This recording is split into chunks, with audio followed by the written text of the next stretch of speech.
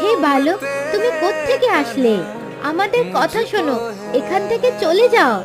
তুমি খুব ছোট, যদি আমাদের স্বামী জেগে যান তাহলে তোমাকে জীবিত ছাড়বেন না।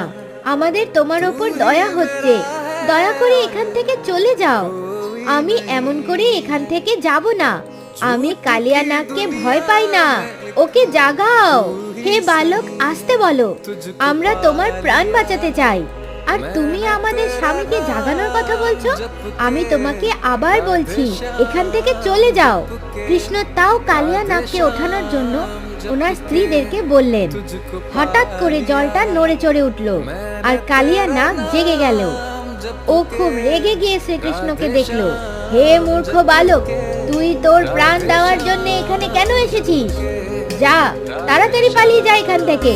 আমার যদি রাগ উঠে যায় তাহলে আমি তোকে ছাড়বো না।